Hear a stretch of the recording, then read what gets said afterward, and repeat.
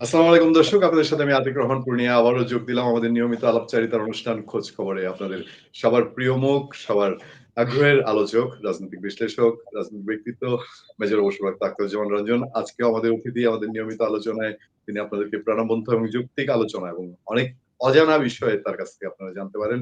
আখতার ভাই, অনেক অনেক সালাম এবং শুভেচ্ছা আজকের জন্য। আজকের দিন খুব গরম গরম দিন। গরম দিন এই অর্থে যে একটা রায় হয়েছে, ট্রাইব্যুনালে একটা রায় হয়েছে। আপনি গতকাল বলছিলেন যে আপনার ঘরের ২১ সদস্যের মধ্যে ২০ জনই জানে না কি হচ্ছে।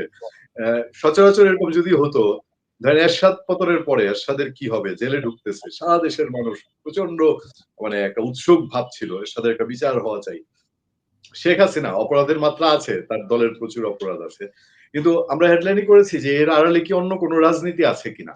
দেখেন এই এমন ভাবে আপনি ট্রাইব্যুনালটা নিয়ে শুরু থেকে আপনি ব্যাখ্যা দিয়েছেন, তাজুল ইসলামের কার্যক্রম নিয়ে ব্যাখ্যা দিয়েছেন। সেই ট্রাইব্যুনালে এই রায়ের পরপরই দ্রুততার সাথে গভর্নমেন্ট ইন্ডিয়াকে চিঠি দিয়েছে শেখ হাসিনা এবং আসাদুজ্জামান কামালকে ফেরত দেওয়ার জন্য। গতকাল স্বরাষ্ট্র উপদেষ্টা জানিয়েছিলেন যে তাদের বিচার কার্যকর হবে। এরপরে ইন্ডিয়ান গভর্নমেন্টও তাৎক্ষণিক একটা খুবই মানে ধরি মাছ না ছুঁই পানি একটা প্রতিক্রিয়া জানিয়েছে। এই ট্রাইব্যুনালের কথা উল্লেখ করেছে যেটা তাদের নজরে আছে। আর এর বাইরে রাত যখন ঘনিয়ে আসছে, আদালতে দুপুরবেলা রায় হয়ে গেছে। ধানমন্ডি ৩২ নাম্বার এমন কি অস্পৃশ্য জায়গা, পাপের জায়গা, হ্যাঁ? মানে বাংলাদেশের পাপিষ্ঠ জায়গা যদি একটা হয়, তাহলে এরকম একটা ভাব। এটা ভাঙতেই হবে। সেনাবাহিনী সারাটা দিন ওখানে পুলিশকে ঢাল হিসেবে রক্ষা করেছে। এখন পুলিশের গাড়ি ভাঙতেছে, এরা নাকি জুলাই যোদ্ধা পরিচয় দিচ্ছে। জুলাই যোদ্ধা পরিচয়ে এরকম একটা কাণ্ড কারখানা। সার্বিক পরিস্থিতি এই রায় পরবর্তী কার্যক্রম এবং এর তার রাজনৈতিক কোন ক্রিয়া প্রতিক্রিয়া আছে কিনা জানতে চাই মেজর আখতারুজ্জামান রঞ্জন। ধন্যবাদ পূর্ণিয়া। আসসালামু আলাইকুম। আবারও আজকে তোমার এই বহুল প্রচারিত অনুষ্ঠানে আমাকে সুযোগ দেওয়ার জন্য তোমার মাধ্যমে তোমার অগণিত দর্শক শ্রোতাদেরকে আমার সালাম জানাই। আসসালামু আলাইকুম। যে যেখানে আছেন সুখে থাকবেন, শান্তিতে থাকবেন। আমি বারবার বলে আসছি, নিরাপদে থাকার চেষ্টা করবেন। এটা স্বাভাবিকভাবেই আজকে রায়টা হবে এবং এই রায় নিয়ে আওয়ামী লীগ একটা তৎপর দেখাবে, এটা অনেকেই প্রত্যাশা করেছে দুটি কারণ। আওয়ামী লীগ এখন বাংলাদেশের রাজনীতিতে অপ্রাসঙ্গিক। এখন আজকের রায়টাতে যদি আওয়ামী লীগের তো কোনো রিয়াকশন প্রতিক্রিয়া দেখানোর কোনো সুযোগ নাই, কারণ আওয়ামী লীগের নেতারা প্রকাশ্যে কথা বলতে পারতেছে না। কাজে এই রায়টার পক্ষে এক পেশে যদি প্রতিক্রিয়া দেখানো হয়, তাহলে আন্তর্জাতিক পর্যায়ে এটার একটা নেতিবাচক প্রভাব পড়তে পারে। তাই আমরা দেখেছি গত এক সপ্তাহ যাবৎ একটা প্রক্সি প্রটেস্ট করা হচ্ছে এবং বিভিন্ন জায়গায় আওয়ামী লীগের নাম দিয়ে আওয়ামী লীগের রক্তকে করে বিভিন্ন বোমাবাজি, সিরিজ বোমাবাজি করা হয়েছে। আমি কেন বলছি আওয়ামী লীগের নাম দিয়ে? দেখেন, এখন পর্যন্ত অন দ্য স্পট কাউকে গ্রেফতার করা যায় নাই। জনগণ কাউকে ধরে নাই, কাউকে বলে নাই যে এই ছেলেটাকে বোমা মেরে ভাগতেছিল, আমরা ধরেছি। অথচ জানি আমরা বাংলাদেশের অনেকে বলার চেষ্টা করছে যে সকল বাংলাদেশের মানুষ আওয়ামী লীগের বিরুদ্ধে অবস্থান নিয়েছে এবং তারা আছে, এবং অনেকেও বলা বলি করতেছে যে আওয়ামী লীগের লোকেরা ঘরের থেকে বেরিয়ে আসা শুরু করেছিল, বাজারে হাট বাজারে যাওয়া শুরু করেছিল। কিন্তু গত ৩ দিনে এবং আজকের এই রায়ের ফলে আওয়ামী লীগ আবার গর্তে ঢুকে যাবে। কিন্তু আমি এই মতের সঙ্গে একমত নই, কারণ আদালতে কাউকে বিচার করে রায় দিলেই যে মানুষ ওই নেতা নেত্রীর বিপক্ষে চলে যায়, তার উদাহরণ কিন্তু আমরা পৃথিবীর কোনো রাজনৈতিক বিচারে যাদেরকে ফাঁসি দেওয়া হয়েছে, বিচার করা হয়েছে, দেখি নাই। ভারতের ইন্দিরা গান্ধীকেও বিচার করা হয়েছিল, গ্রেফতার করা হয়েছিল। পাকিস্তানে জুলফিকার আলী ভুট্টোকেও ফাঁসি দেওয়া হয়েছিল। তারপরে কিন্তু তার কন্যা ২ বার পাকিস্তান শাসন করেছে। আজকে গাদ্দাফির ছেলে কিন্তু এখন রাজনীতিতে আবার পূর্ণবাসিত হয়েছে। ফাঁসি কিন্তু কর্নেল তাহেরকে দেওয়া হয়েছিল, কিন্তু তাহেরের অনুসারী কিন্তু এখনো কমে নাই বাংলাদেশে। আপনারা জানেন আওয়ামী লীগ আমলে অত্যন্ত অন্যায়ভাবে নিজামী সাহেবকে, তারপরে মুজাহিদ সাহেবকে বিভিন্ন ফাঁসি দেওয়া হয়েছিল, এবং এই ফাঁসিগুলা কিন্তু মানুষ জামাত তাতে ওনাদের জনপ্রিয়তা কমে যায় নাই, বরং তাদেরকে রাজনীতিতে আরো উদ্দোলিত করেছে, আরো সামনের দিকে এগিয়ে যেতে তাদেরকে উৎসাহিত করেছে। অনেক সময় মনে হয় জামাতকে পুনরুজ্জীবিত করার জন্য এই ফাঁসিগুলি প্রয়োজন ছিল। সালাউদ্দিন কাদের চৌধুরীর ছেলে আছে কিন্তু বিএনপির একজন প্রথম সারির নেতা হয়ে গেছে। তো এরকম আপনি দেখেন, যদি জামাতের বিভিন্ন নেতাগুলো দেখেন, আপনি দেখেন ঢাকা শহরে কিন্তু আজকে ওই যে আওয়ামী লীগের নেতা, জামাতের যে নেতা, আমি নামটা ভুলে গেলাম এমন, যে বিভিন্ন ব্যাংক করতো, ব্যাংক নিয়ে করতো, তার ছেলে কিন্তু আজকে ঢাকা মহানগর থেকে নির্বাচন করার জন্য প্রস্তুত হয়ে গেছে। এখন আজকে এই আইসিডির বিচারে কদিন আগেও তো আমরা দেখেছি আইসিটির প্রসিকিউটররা কিভাবে টেলিভিশনে ব্রিফিং করতো। তাহলে ওরাও তো ওই দিন বলতো যে ন্যায় বিচার পেয়েছি, সত্যকার বিচার হয়েছে, দেশের স্বাধীনতা বিরোধীদের বিচার হয়েছে, দেশের এইটা হয়েছে, ফলানা হয়েছে, ফলানা হয়েছে, বিভিন্ন হয়েছে। আজকেও আমরা একই জিনিস দেখছি। সবচেয়ে দুর্ভাগ্য জিনিস হলো, আমরা আদালতে যদি কোনো মানুষ হইচই করে উঠে, কথাবার্তা জুড়ে বলে, তাহলে আদালত অর্ডার অর্ডার বলে হাতুড়ি পিটায়। এটাই আদালতের ট্রেডিশন, এটাই আদালতের নিয়ম। অর্থাৎ বিচারকের সামনে এখানে সবাই এক, বিচারকের পক্ষে কোনো লোক নাই, বিচারক নিজেই একটি পক্ষ। ফলে ওখানে কোনো রকম হইচই হাল্লাগোলা হলে সেখানে বিচারক নিজেই হাতুড়ি পিটাইয়া অর্ডার অর্ডার বলে। কিন্তু আজকে আমরা কি দেখলাম, আমাদের অ্যাটর্নি জেনারেল সাহেব দাঁড়িয়ে বলছেন আপনারা এখানে হইচই করবেন না, অ্যাজিব যেন কোর্টটা, আদালতটা, বিচারকটা আমার অ্যাটর্নি জেনারেলের অধীনস্থ কোনো ব্যক্তি। এটা তো ভালো এক্সাম্পল সেট করেন না স্যার। এই ছবিগুলাই তো আগামী দিনে, আজকে যেমন আপনি ভিডিও করে ছবি দেখাচ্ছেন, এই ভিডিওটা তো আগামী দিনে দেখানো যাবে, বলা হবে যে আদালতটা ছিল কারো অধীনস্থ, কারো নিয়ন্ত্রিত, কারোর কথা মতে আদালতটা হয়েছে। নাহলে অ্যাটর্নি জেনারেল সেখানে দাঁড়িয়ে মঞ্চে এসে, পোডিয়ামের সামনে এসে সে কেন বলবে আপনারা ধৈর্য ধরেন, শান্ত হন, চুপ করেন? এটাতেই কিন্তু বলা যাচ্ছে যে আদালতটা নিরপেক্ষ ছিল না। আজকে আমি আদালতকে ধন্যবাদ জানাবো, শুকরিয়া জানাবো, সাধুবাদ জানাবো, তিনি জনগণের প্রত্যাশা পূরণ করেছেন। উনি বিচারের বা বিচারিকের বিষয় নিয়ে কথা বলেন নাই, উনি কোনো পয়েন্ট দিয়ে জাস্টিফাই করার চেষ্টা করেন নাই।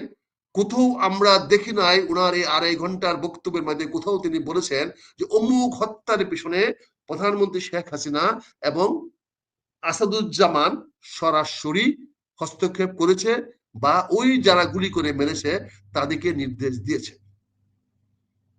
এখানে অ্যাটর্নি জেনারেল সাহেব বা আইজিপি সাহেব যে বক্তব্যটা দিয়েছেন, সেই বক্তব্য উনি বলছেন যে আসাদুজ্জামানের বাড়িতে একটা কোর কমিটি ছিল। সেখানে তো কিন্তু বলেন না এই কোর কমিটি সিদ্ধান্ত নিত, উনি বলেছেন কোর কমিটিতে সরাসরি শেখ হাসিনা অনেক বিষয় নিয়ে আলোচনা করত। আচ্ছা ভাই, এটা যে বলেন তো, ওটা ড্রোন দিয়ে যদি মানুষ খবরাখবর নেয়, এটা অপরাধ হবে কেন? এখানে অ্যাট্রোসিটির কথা বলা হচ্ছে যে সরকার অ্যাট্রোসিটি অর্থাৎ সহিংসতা বন্ধ করতে পারেন নাই। তাহলে সহিংসতা বন্ধ করা সরকারের দায়িত্ব ছিল। তাহলে সরকার যদি ড্রোন পাঠিয়ে সহিংসতার খবর নেয়, তাহলে এটা মৃত্যুদণ্ডপ্রাপ্ত অপরাধ হবে কেন? এখানে লিথাল উইপন তো আমরা কিনেছি, তাহলে আমরা কিনাটা কি অপরাধ হয় নাই? এখনো কি আমাদের কাছে, পুলিশের কাছে, বিজিবির কাছে, সেনাবাহিনীর কাছে লিথাল অস্ত্র আছে না? এখনো কি সেইগুলা ব্যবহার করা হচ্ছে না? তাহলে এইগুলা যদি এখন ব্যবহার করতে হয়, তাহলে কি সেটা ফাঁসির হবে? আপনি দেখেন, গতকালকে ঢাকা মেট্রোপলিটন কমিশনের পুলিশ কমিশনার সাহেব বলেছেন যে কোথাও কোন রকম গন্ডগোল করতে চাইলে আপনারা সরাসরি গুলি করবেন। উনি সরাসরি গুলি করার নির্দেশ সারা বাংলাদেশে সবাইকে দিয়ে দিয়েছেন। উনি বিং ঢাকা মেট্রোপলিটনের কমিশনার হওয়ার পরেও সারা বাংলাদেশে সেই নির্দেশ চলে গেছে। আগামী দিনে এইটাও কি, এই ক্যাসেটটাও কি হবে না? এখানে সিআইডির ক্যাসেটটাকে সত্যায়িত করার জন্য বলা হয়েছে। সিআইডি তো গভর্নমেন্টের অনুগত একটি প্রতিষ্ঠান। সিআইডির বক্তব্যতে আদালতে কখনোই সুস্পষ্ট সাক্ষ্য প্রমাণ দেয় না, এখানে তৃতীয় পক্ষের লাগে। সিআইডি যে বক্তব্যগুলো বলেছে সেটা অন্য কাউকে দিয়া ভেরিফাইড বা জাস্টিফাইড বা ইয়া করা হয় নাই। আমরা আজকে 2.5 ঘন্টা যারা দেখলাম, যেটা বুঝলাম, যেটা শুনলাম, যে বক্তব্যগুলো পড়ে শোনালেন, তাতে প্রচন্ড ভাবে আমরা দেখতে পেলাম যে এখানে কোনো প্রকার প্রসিকিউশন ছিল না, অত্যন্ত নিম্নমানের প্রসিকিউশন হয়েছে। এখানে আদালতের সামনে সুস্পষ্টভাবে একটি পয়েন্টও তারা প্রমাণ করতে পারে নাই, কিন্তু বিজ্ঞ আদালত জনগণের প্রত্যাশা পূরণ করার জন্য, জনগণের আকাঙ্ক্ষা পূরণ করার জন্য উনি একটি কারণে যাবজ্জীবন কারাদণ্ড দেওয়ার পরে পরবর্তীতে তো সেকেন্ড থার্ডে এর চেয়ে বড় পানিশমেন্ট হতে পারে না। আপনি প্রথম কাউন্টে আপনি তাকে যাবজ্জীবন দিয়ে দিয়েছেন, তার মানে 1 নম্বর যে অপরাধটা উনি করেছেন, যেই চার্জশিট আনা হয়েছে, তাহলে 1 নম্বর বললেন কেন সেটাকে? সে 1 নম্বর ধারাতে কিন্তু তিনি যাবজ্জীবন দিয়ে দিয়েছেন। পরবর্তীতে দ্বিতীয় বা তৃতীয় ধাপে মৃত্যুদণ্ড দেওয়াটা কতটুকু আইনসঙ্গত হয়েছে, গ্রহণযোগ্য হয়েছে, এটা আগামী দিনের সময়ই বলে দেবে। অনেক ইতিমধ্যে বলার চেষ্টা করছেন যে এইটা নিয়ে যদি রিড করা হয় তাহলে এই বিচারটা টিকবে না। এটা আমার কথা না, অনেক বিজ্ঞ আইনবিদরা বিভিন্ন জাতীয় টেলিভিশনে, বিভিন্ন মিডিয়াতে ইতিমধ্যে বলতেছে। আমাদের চিফ প্রসিকিউটর তাজুল ইসলামের প্রত্যাশা অনুযায়ী ভারত না, প্রত্যাশা অনুযায়ী শেখ হাসিনা এবং আসাদুজ্জামান সাহেব আপিল করবেন, এবং তিনি বলে দিয়েছেন যে আপিল করা যাবে, তবে ওনারা এসে উপস্থিত হয়ে আপিল করতে হবে। এই সুন্দর কথা। ওনাদেরকে মামলা ফেস করার জন্য মৃত্যুদণ্ড দেওয়া পর্যন্ত তাদেরকে আদালতে আনা গেল না।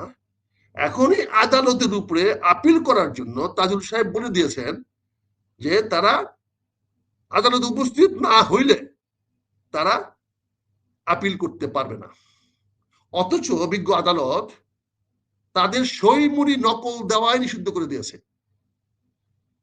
অর্থাৎ তারা যে আপিল করবে তার আগে যে এই রায়ের কপি নিবে, সেই কপি দিতেও মাননীয় বিজ্ঞ আদালত রায় দিয়ে দিয়েছে তাদেরকে কপি দেওয়া যাবে না। অথচ তাজুল সাহেব বলছেন যে তারা আপিল করতে পারবে, তবে সে আপিলের জন্য তারা আদালতে এসে উপস্থিত হইতে হবে, হাজিরা দিতে হবে এই আদালতে না, যেখানে আপিল করবে।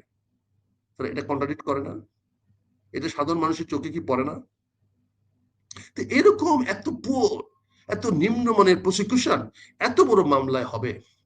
এই তাজুল সাহেব কিন্তু নিজামী সাহেবেরও ডিফেন্স লয়ার ছিল। অতীতে যাদের বিচার হয়েছে, ফাঁসি হয়েছে, তাদেরও কিন্তু ডিফেন্স লয়ার ছিল। সেখানে কিন্তু কোনো কিছু সে করতে পারে নাই। আজকে প্রসিকিউশন হিসাবে তার পারফরমেন্স আমি বলবো, সবাই বলবে, শুধু আমি না। আপনি দেখেন কত নিম্নমানের। এখানে রাজাকারের কথা বলা হয়েছে, গালি দিয়েছে। গালি দেওয়া কি পানিশেবল টু ডেথ? কাউকে যদি অবজ্ঞা করা হয়, টিটকারি মারা হয়, গালি দেওয়া হয়, তাহলে সেটা কি কখনোই পানিশেবল টু ডেথ হতে পারে? বলেন। তিনি যদি কাউকে বলে থাকে এবং যেটাকে প্রমাণিত সত্য নয়, উনি তাপসীর সঙ্গে যে কথা বলেছে এবং ইনুর সঙ্গে সে কথা বলেছে, ইনু বলছে এটা আমি স্ক্রোলে দিয়ে দিচ্ছি, তার মানে ইনু যখন তথ্যমন্ত্রী ছিল কিন্তু তখনকার বক্তব্য, অর্থাৎ আগের যে গন্ডগোলটা হয়েছিল ওই সময়ের কথা, যখন বিপি নুনের আন্দোলন করেছিল এই কোটা বিরোধী আন্দোলনের। এখানে ঢাকা ইউনিভার্সিটির মাকসুদের সঙ্গে কি কথা বলেছে? মাকসুদ তো দেশের আইন শৃঙ্খলা রক্ষা করার ব্যক্তি নয়। উনি মাকসুদের সঙ্গে হয়তো ওনার মনের ভাব আদান প্রদান করেছেন, হয়তো বিসি সাহেবকে বলেছেন তুমি তোমার ছেলে মেয়েদেরকে একটু বুঝাও, না হলে কি হবে না হবে। সেটা পানিশেবল টু ডেথ হয় কি করে? এখানে বলা হয়েছে সাভারের 6টা হত্যার সঙ্গে সে জড়িত, বলা হয়েছে যে ডেমরার ওখানে হত্যার সঙ্গে জড়িত, কিন্তু কোথাও তো বলে নাই যারা গুলি করেছে তাদের সঙ্গে শেখ হাসিনার কোনো সরাসরি যোগাযোগ হয়েছিল বা যোগাযোগ ছিল। ওনাকে তো নর্মাল আদালতে মামলা করা যেত, এটা নর্মাল আদালত তো এজ এ হুকুমদাতা আসামি হিসাবে তার ফাঁসি দেওয়া যেত, কিন্তু আইসিটিতে নিয়ে আসলেন আন্তর্জাতিক অপরাধ ট্রাইব্যুনাল। বাংলাদেশের কোন মানুষ বাংলাদেশের ভূখণ্ডে কোনো অপরাধ করলে সেটা কখনোই কোনো আন্তর্জাতিক আদালতের এখতিয়ারভূত হতে পারে না। অতীতে ৭৩ সনে আইনটা করে গোলাম আজম সাহেব সহ অন্য যাদেরকে বিচার করা হয়েছে, নিজামী সাহেব ফাঁসি দেওয়া হয়েছে, এটা ওই পটভূমিকায় যে ৭১-এ ১৬ ডিসেম্বরের আগে ওনারা সবাই পাকিস্তানি নাগরিক ছিল, ফলে এটা আন্তর্জাতিক করা হয়েছে জাতিরা। আর সেখানে কিন্তু মূল হুকুমদাতাদেরকে আইসিটির মধ্যে আনা হয় নাই, ইয়াহিয়া খানকে আনা হয় নাই, টিক্কা খানকে আনা হয় নাই, কোন সামরিক কর্মকর্তাদেরকে ওই আইসিটিতে আনা হয় নাই। ৭৩ সনে আইসিটিতে আনা হয়েছিল যে সমস্ত রাজনৈতিক ব্যক্তি, সরকারি শেখ হাসিনার ফাঁসির আড়ালে কি রাজনীতি লুকায়িত আছে? সরকারি কর্মচারী, রাজনৈতিক ব্যক্তি মেনলি ছিল, যারা পাকিস্তানকে যুদ্ধে সহযোগিতা করেছে এবং মানবতা অপরাধ করেছে বাংলাদেশের মাটিতে, তাদেরকে আনা হয়েছিল। কিন্তু আজকের পটভূমিকা তো সম্পূর্ণ বিপরীত। এখানে শেখ হাসিনা একটা সরকার প্রধান, অ্যাট্রোসিটি বা সহিংসতা বন্ধ করার সর্বময় ক্ষমতা তাকে দেওয়া হয়েছে। এখানে একজন সাক্ষী দিয়েছে যে পুলিশ অফিসার নাকি বলেছে, স্যার একজনই গুলি করলে একজনই পড়ে যায়, বাকিরা চলে আসে। তার মানে কি হলো, যে পুলিশ একজনের বেশি দুজনের উপরে গুলি করে নাই, এটা ইমপ্লাইজ হয় না? তাহলে এই ধরনের পুয়ার প্রসিকিউশন দিয়া যে পানিশমেন্টটা দেওয়া হয়েছে, আমি জানি না সেই প্রশিক্ষণ, সেই পানিশমেন্টটা কতটুকু আইন সিদ্ধ হয়েছে বা আইনগতভাবে গ্রহণযোগ্য হয়েছে। তবে হ্যাঁ, আমি সহ বাংলাদেশের সকল মানুষ খুশি হয়েছে, বিচারককে ধন্যবাদ জানাচ্ছি যে উনি সাহস করে জনগণের প্রত্যাশা পূরণ করার জন্য মানুষ যেটা চেয়েছিল সেটা উনি পূর্ণ করেছেন। এটা ইতিহাসের খাতায় উনি থাকবে। জনগণের প্রত্যাশা আইনের ঊর্ধ্বে, সংবিধানের ঊর্ধ্বে। জনগণ যা চায় তাই সংবিধান। জনগণের প্রত্যাশাই দেশের আইনের উৎস। জনগণ যে প্রত্যাশা করবে সেটাই আইন অনুযায়ী আইন হিসেবে প্রতিস্থাপিত হবে, আইন হিসাবে তৈরি করা হবে, সংবিধান মধ্যে সেটা আসবে। কাজে এখানে আজকের বিচারের মাধ্যমে জনগণের প্রত্যাশা পূরণ হয়েছে। আচ্ছা ভাই, আমি আর দুইটা পয়েন্ট একটু আপনাকে আর দুইটা পয়েন্ট একটু ধরাই দিতে চাই, ওইগুলোতে আমরা একটু আপনার বিশ্লেষণ আশা করি। একটা হলো, ইন্ডিয়াকে অনুরোধ জানানো হয়েছে আজকে আবার এই রায়ের পরে শেখ হাসিনা এবং আপনার আসাদুজ্জামান কামালকে ফেরত দেওয়ার জন্য। এটা ইন্ডিয়া কি ফেরত দিবে কিনা আমি জানি না, আপনি ইন্ডিয়ার পক্ষ থেকে তার আপনি বলবেন না আপনার বিশ্লেষণ ধারণা কি? নাম্বার 1। নাম্বার 2 হচ্ছে ধানমন্ডি 32 নিয়ে এখনো যখন আমরা কথা বলছি তখনও বিশৃঙ্খলা চলছে, একটা মানে মগের মুল্লুকের দেশ, আইন শৃঙ্খলা আছে, আর্মি ঠেকাতে পারছে না, আর্মির কথা শুনছে না। কিছু ছেলে পেলে এগুলা যে ছাত্র জনতা নাম দেয়, কিন্তু আসলে ছাত্র জনতা তো ফিরে গেছে ঘরে। এইগুলার উদ্দেশ্য কি, এটার ফলাফল কি? প্রথমে ভারতের ব্যাপারে যেটা বলবো, সেটা বাংলাদেশ মন্ত্রণালয়ের একটা প্রিমেচিউর অ্যাকশন। এত তাড়াতাড়ি ভারতের কাছে এটা আহ্বান জানানোটা এক ধরনের দেউলিয়াপনা হয়েছে, এটা অত্যন্ত প্রিমেচিউর। এখন এই ভারতকে আহ্বান জানানোর মতো অবস্থা হয় নাই, কিন্তু ভারত দেখেন তাৎক্ষণিকভাবে প্রতিক্রিয়া জানিয়েছে যে আমরা শেখ হাসিনার সাজা হয়েছে এটা আমরা জেনেছি, আমরা জানি, তারা স্বীকার জানি। তারপরে কি বলছে, বাংলাদেশের সঙ্গে আমাদের বন্ধুত্ব অব্যাহত থাকবে এবং আমরা বন্ধুত্বকে আরো সামনের দিকে এগিয়ে নিয়ে যাব। কাজেই সেই বন্ধুত্বটা নিশ্চিত করেছে, তারা তো শেখ হাসিনাকে ফেরত দেওয়ার ন্যূনতম আভাস ও ইঙ্গিত দেয় নাই। তারা বাংলাদেশের বক্তব্যকে ন্যূনতম পাত্তা দেয় নাই। এই অডাসিটি ভারত দেখিয়েছে। আমরা কি করবো ভারতের সঙ্গে? চলেন আজকে ভারতকে আক্রমণ করি, চলেন আজকে সবাই মিলে আমরা ৩২ নম্বর না, চলেন আমরা ভারতের দিকে চলি, চলো চলো ভারত চলো। আমরা তো অনেক বড়, আমাদের ভারত, আমাদের সারা ভারত মানচিত্র, ভারতের মানচিত্র লিখতে পারবে না, অনেকে বলে বেড়াচ্ছেন, অনেক স্টেশনে বলে বেড়াচ্ছেন টেলিভিশনে যে বাংলাদেশ না একে ভারত তার মানচিত্র রাখতে পারবে না। কি অদ্ভুত কথা বলেন। তো চলেন আমরা ভারত চলো শেখ হাসিনাকে ধরে নিয়ে আসি, সে আহ্বান জানান, সে ডাক দেন, পল্টনে ডাক দেন কালকে কারো।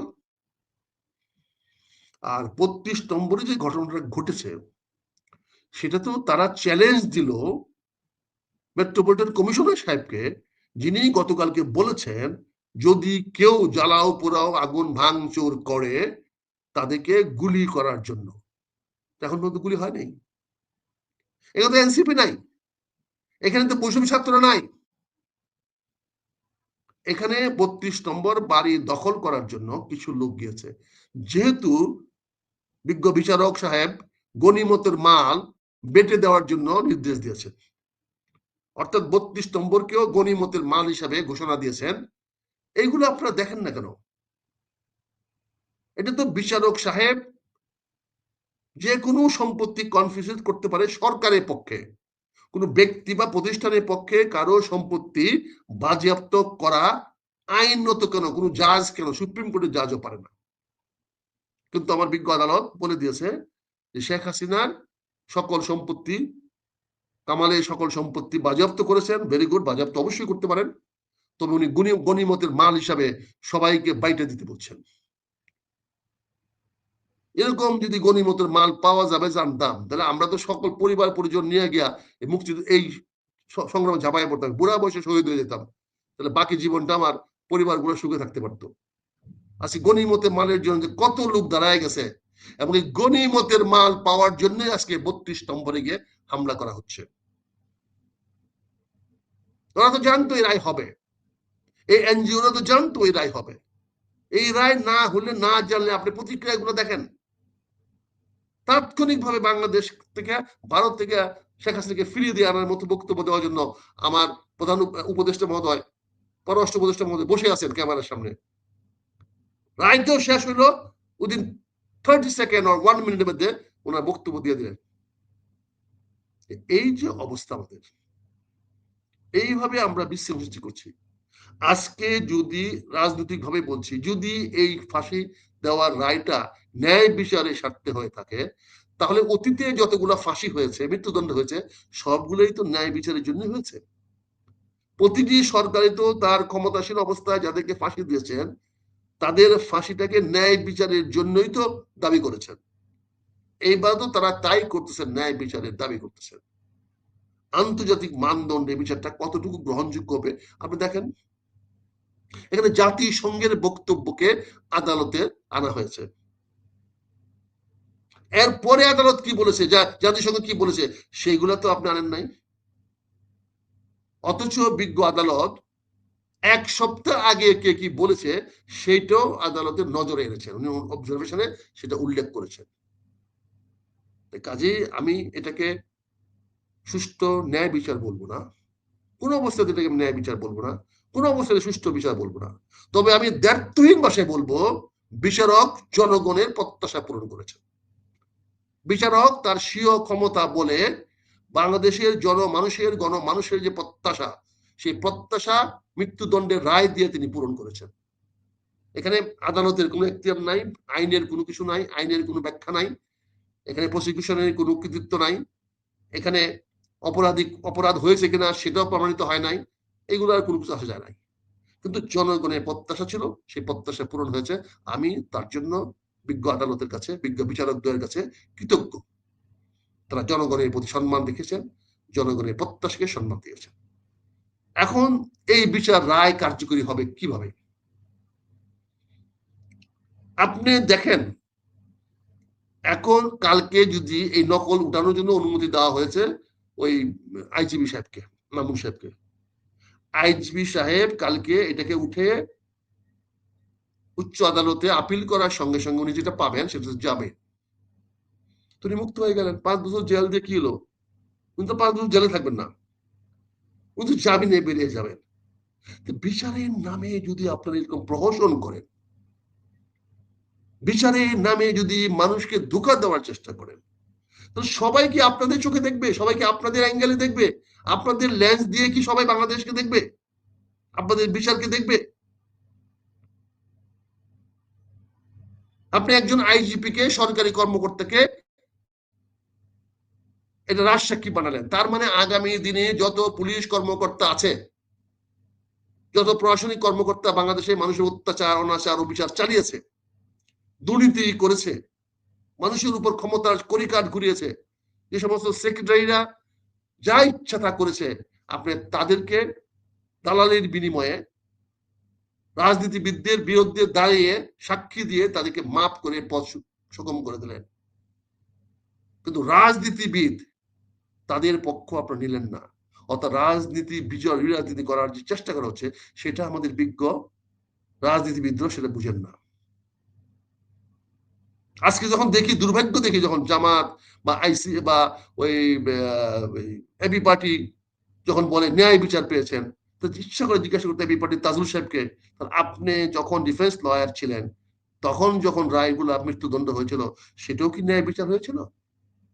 আমি জামাতকে জিজ্ঞাসা করতে ইচ্ছা করে, আপনারা আজকে ন্যায় বিচার হয়েছেন, বলেছেন অতীতের কেউ অন্যায় করে মাপ পাবে না, তাহলে এটাই কি প্রমাণিত হয় নাই যখন আপনাদের নেতাদেরকে ফাঁসি দেওয়া হয়েছিল যে অতীতে আপনারা যে অন্যায় করেছিলেন সেই অন্যায় মাপ পাইন নাই? এটাই যদি ন্যায় বিচার হয়ে থাকে, তাহলে অতীতে আমরা যারা বিভিন্ন সময় জেল জুলুম নির্যাতন খেয়েছি, আমাদেরকে রায় দিয়েছে, আদালতের রায় আমরা জেল খেটেছি, তাহলে সেইগুলো ন্যায় বিচার ছিল। সেইগুলো রাজনীতিবিদদের বিরুদ্ধে ন্যায় বিচার প্রতিষ্ঠা করা হয়েছিল, যাতে রাজনীতিবিদরা সেই ধরনের অপরাধ করতে আর সাহস না পায়। কাজে আজকে বিচার হয়েছে, রায় হয়েছে, সবকিছুর উদ্দেশ্য ফেব্রুয়ারি মাসে নির্বাচনকে সুষ্ঠু করার জন্য, গ্রহণযোগ্য করার জন্য। আমি ধন্যবাদ জানাই সরকার তার একটি ওয়াদা বা জনগণের সামনে যে কথা বলেছেন সেটা পূর্ণ করলেন, সংস্কার করেছেন, দ্বিতীয়টা পূর্ণ করলেন। অর্থাৎ প্রথম বলছেন সংস্কার করবেন, তারপরে বিচার করবেন, আজকে বিচার করার মাধ্যমে তার দ্বিতীয় ধাপ উনি উত্তরণ করলেন। এখন তৃতীয় ধাপ হলো একটি সুষ্ঠু উৎসবমুখ নির্বাচনের মাধ্যমে ক্ষমতা হস্তান্তর করা। আমরা সেটার দিকে তাকিয়ে আছি, সেই প্রত্যাশা নিয়ে তাকিয়ে আছি। আমরা আশা করব ডক্টর ইউনূস সাহেব অবশ্যই আগামী ফেব্রুয়ারি মাসে একটি সুষ্ঠু উৎসবমুখ নির্বাচনের ব্যবস্থা করবেন এবং তার জন্য সবাই সহযোগিতা করবেন।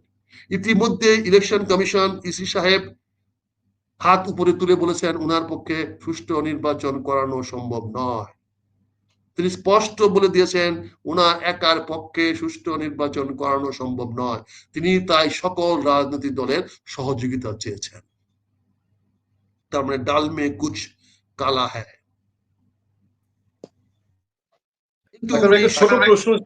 একটা ছোট প্রশ্ন ছিল, আমি কোনো বিতর্ক যাব না, শুধু আপনার কাছে জানতে চাই, আপনি বলেছেন বিচার করলো, সংস্কার করলো, এই বিচার এই সংস্কারে আপনি কি নিজে satisfy? Number one. Number two হচ্ছে ধানমন্ডি 32 কি দোষ করলো? এই বিচার রায়ের সাথে ধানমন্ডি 32 সম্পর্কটা কি? আপনিও তো গেছেন, ধানমন্ডি 32 সম্পর্কে ইতিহাস আপনার জানা আছে, আপনি কি মুক্তিযোদ্ধা? ধানমন্ডি 32 নম্বর শেখ হাসিনার সম্পত্তি, যদিও শেখ হাসিনা সেই সম্পত্তিটাকে ট্রাস্টকে লিখে দিচ্ছে, বঙ্গবন্ধু ট্রাস্টে লিখে দিচ্ছে, কিন্তু এটা তো অনেকে জানে না। সরকার যখন শেখ হাসিনা সকল সম্পত্তি বাজেয়াপ্ত করেছে তখন অনেকেই ধরে নিয়েছে এটাও বাজেয়াপ্ত সম্পত্তির অংশ, ফলে তারা গনিমতের মাল দখল করার জন্য দৌড়ে আসে এখানে চলে গেছে, এবং যে যেটুকু দখল করতে পারে তারা যুদ্ধাহত হিসাবে আমার 2024 সনের এই বৈষম্য আন্দোলনে যুদ্ধাহত হিসাবে তারা ওইটা ভাগ পাবে, এটা আদালত বলে দিয়েছে। এটা যদিও পর্যাপ্ত নয় বলেছেন আমাদের প্রধান উপদেষ্টা, যে এইটুকুই পর্যাপ্ত নয়, গনিমতের মাল আরো কোথায় কোথায় আছে সেগুলো বের করে হয়তো জনগণের পাশে বিলিয়ে দেওয়া হবে। এটা তো অন্য কিছু কারণে না, গনিমতের মালের অংশগ্রহণ করার জন্য। এবং এটা সরকারের সর্বনাশ ডাকিয়ে আনলো। সরকার দেশে আইন শৃঙ্খলা বজায় রাখতে পারে না, এটার একটা দালিলিক প্রমাণ আজকে দাঁড়িয়ে গেল যে পুলিশ এবং সেনাবাহিনী গিয়েও সেখানে আইন শৃঙ্খলা বা কোনো সম্পত্তিকে এই সরকার রক্ষা করতে পারে নাই। এটা একটা দালিলিক প্রমাণ আজকে হয়ে গেল। আগে কে কি ভাঙচুর করছে, কি করছে, সেটা সরকার অনেকটা দুনামনা ছিল, কিন্তু এইবার তো সরকার ঘোষণা দিয়েছে তারা ঢাকা শহরে এই ধরনের নৈরাজ্যকর বা অ্যাট্রোসিটি বা সহিংসতা হতে দিবে না, এটা তাদের ঘোষণা ছিল, মেট্রোপলিটন ম্যাজিস্ট্রেট কমিশনের সামনে ঘোষণা ছিল। সেই ঘোষণার পরেও যখন আজকে 32 নম্বরে এই ধরনের সহিংসতা হয়েছে, তার দায় দায়িত্ব অবশ্যই বর্তমান সরকারের উপরে বর্তাবে। সরকার এখান থেকে মুক্তি পাবে কিনা জানি না। আর সংস্কারের কথা বলছি, আমি তো বলেছি এই সংস্কারের নামে প্রহসন করা হয়েছে, সেই সংস্কার ব্যর্থ হয়েছে। আমি তো বলেছি বিচারের নামে প্রহসন করা হয়েছে, কিন্তু তারপরেও সরকার যেহেতু স্বীকার করে নিয়েছে তারা সংস্কার সমাপ্ত করেছে অত্যন্ত দক্ষতার সঙ্গে, কাজে সরকার তো তার দায়িত্ব পালন করে ফেলেছে। আবার সরকার বলেছে তারা শেষ পর্যন্ত বিচার করতে পেরেছে, এটা তাদের তৃপ্তির ঢেকুর তারা ফেলেছে। কাজে তাদের বিচারও হয়ে গেছে, এখন দুটি ধাপ তারা পার হয়ে গেছেন। তারা তো বলে নাই কোথাও আমি সংস্কার করতে পারি নাই এবং আমি বিচারও করতে পারলাম না, এই কথা তো বলে নাই। তুমি দুইটা করতে পারছো, এখন তৃতীয়টা করে ফেলো, তৃতীয়টার প্রস্তুতি নিয়ে ফেলো। ডিসেম্বরের প্রথম সপ্তাহ পর্যন্ত জনগণ অপেক্ষা করবে, তুমি ইলেকশনের ডেট ডিক্লেয়ার করে দাও, নির্বাচন কমিশনকে নির্দেশ দাও ইলেকশনের ডেট ডিক্লেয়ার করতে। এখন এই মুহূর্তে এসে চিফ ইলেকশন কমিশনার সিসি সাহেব কেন বলছেন ওনার পক্ষে একা নির্বাচন করানো সম্ভব নয়, সকল প্রস্তুতি নিয়ে এসে? তারপরে কোন রাজনৈতিক দল যদি ওনার সঙ্গে সহযোগিতা না করে তাহলে কি নির্বাচন করাবেন না? তাহলে কি নির্বাচন করাতে পারবেন না? তাহলে কি নির্বাচন হবে না? এই কথাগুলোর তো জবাব দিতে হবে। এই প্রশ্নগুলো তো উঠবে জনমনে, জনগণের মধ্যে তো এই প্রশ্নগুলো উঠবে। তাহলে আপনি কেন অনাহুতভাবে এই কথাটা বললেন? কেন আপনি আপনার বক্তব্য দিলেন যে ইলেকশন কমিশনের একার পক্ষে নির্বাচন করানো সম্ভব নয়? তাহলে কয়জনের পক্ষে করতে হবে? ইলেকশন কমিশনের সঙ্গে আর কারা কারা থাকবে? পুরা সরকারই তো আপনার অধীনস্থ হয়ে যাবে। আপনি ইলেকশনের শিডিউল ঘোষণা করার সঙ্গে সঙ্গে বাংলাদেশের তাবৎ সরকারি মেশিনারি সবাই আপনার অধীনে হয়ে যাবে। তারপরে আপনি নির্বাচন করাতে পারবেন না কেন? রাজনৈতিক দলের সহযোগিতা, রাজনৈতিক দলকে বিজয়ী না করলে সে সহযোগিতা করবে কেন আপনার সঙ্গে? একটা রাজনৈতিক দল যদি তার আসন নিশ্চয়তা না পায়, বিজয় নিশ্চয়তা না পায়, তাহলে সে নির্বাচনে সহযোগিতা কেন করবে? তার মানে আপনি আবার একটা ধোঁয়াশা সৃষ্টি করার চেষ্টা করলেন। আপনার বিজ্ঞ মানুষ, অভিজ্ঞ মানুষ, দায়িত্বশীল মানুষ, আপনারা যদি এই ধরনের ছেলেমি কথা বলেন, খেলমি কথা বলেন, এই ধরনের অন্তঃসারশূন্য কথা বলেন, উদ্দেশ্যবিহীন বক্তব্য দেন, তাহলে তো জাতির জন্য দুর্ভাগ্য স্যার। এটা জাতির জন্য চরম দুর্ভাগ্য যে জাতি আজকে প্রচন্ড রকম নেতৃত্বের ক্রাইসিসে ভুগতেছে। কোন পর্যায়ে বাংলাদেশের নেতৃত্ব নাই, সবাই আমরা পচে গেছি, সবাই আমরা কাউকে না কাউকে তুষ্ট করতে চাই, কারো না কারো তুষামতি করতে চাই, কারো না কারোকে সন্তুষ্ট করাই আমার সারাদিনের লক্ষ্য থাকে। এইভাবে তো জাতীয় নেতৃত্ব দেওয়া যাবে না। আজকে আমি বলেছিলাম ইসলাম প্রতিষ্ঠার পিছনে সবচেয়ে বড় কাজ করেছে হুবাইদে চুক্তি। হযরত মুহাম্মদ সাল্লাল্লাহু আলাইহি ওয়াসাল্লাম মক্কা বিজয়ের পরে উনি মক্কায় প্রবেশ করেন নাই, কারণ ওই সময় মক্কায় প্রবেশ করলে অনেক মানুষের প্রাণহানি হইতো, অনেক বিচার করতে হতো। তিনি মদিনায় ফিরত চলে গেছিলেন।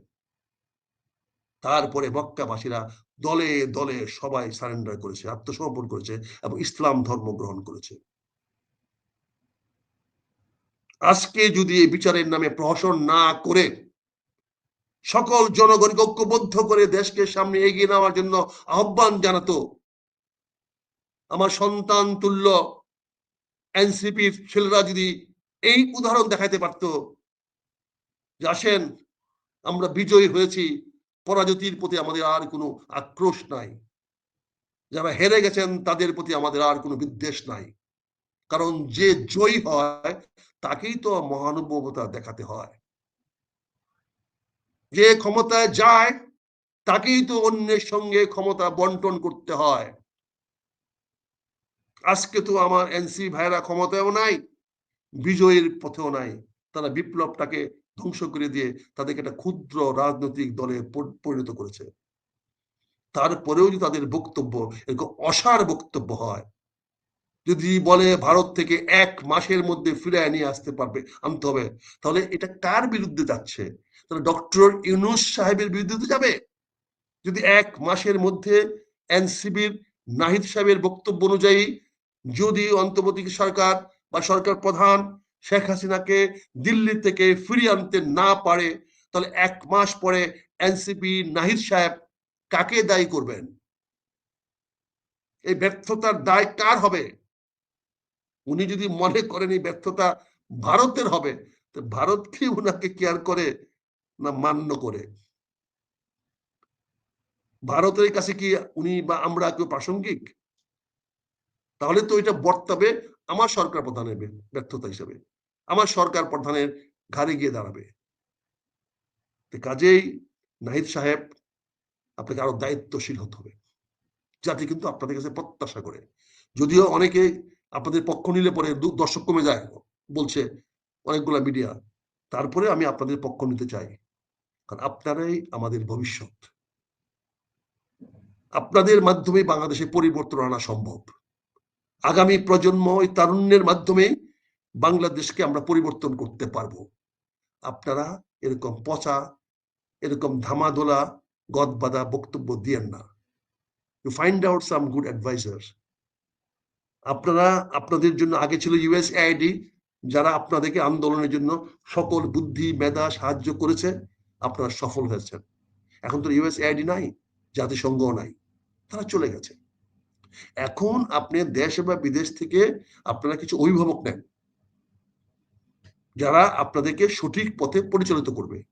দল আপনারাই চালাবেন, কিন্তু আপনারা কিছু কনসালটেন্ট নেন, যে কনসালটেন্টরা আপনাদের জন্য রিসার্চ করবে, আপনাদের জন্য তারা বিভিন্ন জিনিস তৈরি করে দিবে, রিসার্চের মাধ্যমে তথ্য প্রবাহ সংগ্রহ করে আপনাদেরকে গাইড করবে, আপনাদেরকে দিবে যাতে আপনারা সঠিক পথে চলতে পারেন। এটা দরকার। এনসিপির কাছ থেকে আজকের এই বক্তব্য আশা করি নাই যে 1 মাসের মধ্যে শেখ হাসিনাকে ভারত থেকে ফিরে আনতে হবে। এরকম ইনফিনিটি স্টেটমেন্ট যেটা কার্যকর করার মতো কোনো শক্তি বাংলাদেশ সরকারের নাই, জনগণেরও নাই, কোন রাজনৈতিক দলেরও নাই। এই জন্য অসার বক্তব্যটা নাহিদ সাহেব আপনাকে মানায় নাই। জানি যে কোনো লোকের কাজকে সমালোচনা করলে লোক খেপে যাবেন, হয়তো আপনারা খেপে যাবেন, তো যান খেপে, সেটার জন্য তো আমাকে কেয়ার করে লাভ নাই। কিন্তু আমি যতদিন বেঁচে আছি, যতক্ষণ কথা বলার সুযোগ পাবে, যতক্ষণ পুনিয়ে আমাকে এরকম ক্যামেরার সামনে দাঁড় করে দিবে, আমি যেটাকে ভালো মনে করি, যেটাকে সঠিক মনে করি, অবশ্যই বলে যাব, অবশ্যই বলে যাব, অবশ্যই বলে যাব। আর কিছু বলবো আতিক?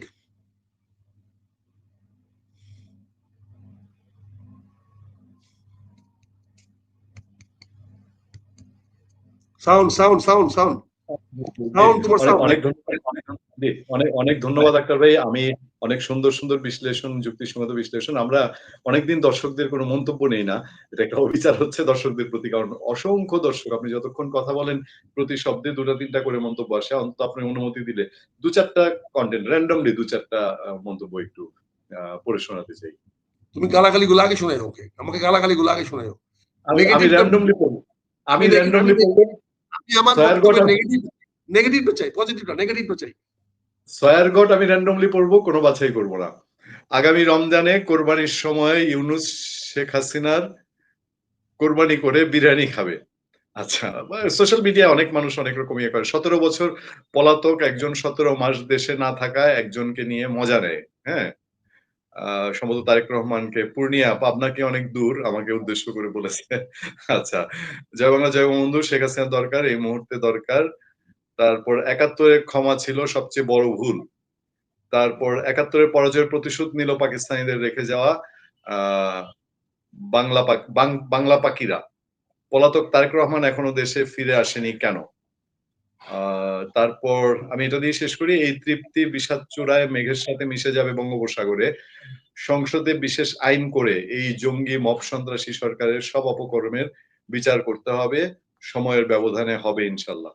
এরকম অনেক আমি র্যান্ডমলি পড়েছি, কোনো নেগেটিভ কমেন্ট। ধন্যবাদ যারা মন্তব্য দিয়েছেন, তাদের তো অধিকার আছে মন্তব্য করার। তবে একটা জিনিস মনে রাখবেন, বিজয়ীর কোনো ভুল নাই আর পরাজিতের কোনো ক্ষমা নাই। এটা আমার কথা না, পুরনো কথা। যারাই বিজয়ী হয় তাদের কোনো ভুল থাকে না, আর যারাই পরাজিত হয় তাদের কোনো ক্ষমা হয় না।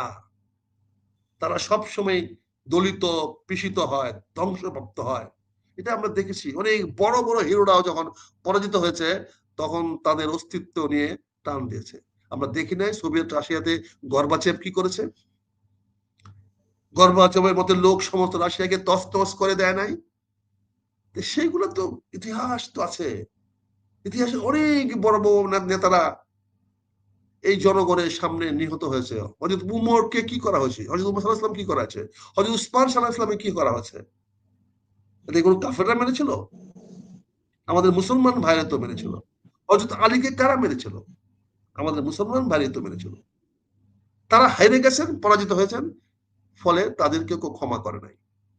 ইতিহাস তাই বলে, আগামী দিনও তাই হবে। কাজে বিজয়ী হলে আইন করতে হবে না, সংসদ লাগবে না, কিছুই লাগবে না। ও বিজয়ীর রায় পরে শোনানোর জন্য আরো আরো হাজার হাজার বিচারকের জন্ম হবে, আরো হাজার হাজার তাজুলের জন্ম হবে। যখন কেউ বিজয়ী হবে, বিজয়ীদের জন্য তাজুলদের অভাব হয় না, অভাব হয় যখন কেউ পরাজিত হয়। আমরা গত 17 বছরে আমরা তাজুল সাহেবদের বলিষ্ঠ কণ্ঠ শুনতে পাই নাই। আমার অ্যাডজুটেন্ট জেনারেল সাহেবের মতো একজন উকিল যে ঢাকা বারে আছে, হাইকোর্টে আছে, এটাই তো জানতাম না আমরা গত 1 বছর আগে। ওরা প্রয়োজন জানতাম। আপনাকে একটা ইন্টারেস্টিং তথ্য দিয়ে আমি শেষ করি। শেখ হাসিনার পক্ষে একজন আইনজীবী ছিল, জানেন নিশ্চয়ই। তো সেই আইনজীবী আজকে খুব কষ্ট পেয়েছে নাকি তার মক্কেলের এই রায়ে, এবং তিনি হাসতে হাসতে এটা জানিয়েছেন। তিনি হাসতে হাসতে জানিয়েছেন যে তিনি খুব কষ্ট পেয়েছেন। হ্যাঁ, এই হয়তো আগামী দিনে আমার হিরো হবে। এই হয়তো আগামী দিনে হিরো হবে, আর তাজুল হবে হয়তো, ওই দিনে আমার তাকে ইউজ করা হবে। এই যে বললাম যে আমি আবার মনে করাই দিতে চাই সবাইকে, আপনাদের সবাইকে, বিজয়ীর কোনো ভুল নাই, পরাজিতের কোনো ক্ষমা নাই। তাকে ভাই অনেক ধন্যবাদ আজকের জন্য, অনেক কৃতজ্ঞতা আপনার প্রতি। আজকের এই বিশেষ দিনেই বলবো আমি, বিশেষ দিন মানে রাজনীতির এই আলাপচারিতার দিনে আপনি গভীর রাতে আপনি বলেছিলেন যে আপনি একটু আর্লি ঘুমাতে চান। আজকে আমি আপনাকে কষ্ট দিয়ে ফেলেছি। ভালো থাকবেন, সুস্থ থাকবেন, আপনার সার্বিক মঙ্গল কামনা করি, দীর্ঘায়ু কামনা করে আজকের মতো বিদায় নিচ্ছি। আসসালামু আলাইকুম। ধন্যবাদ। আসসালামু আলাইকুম।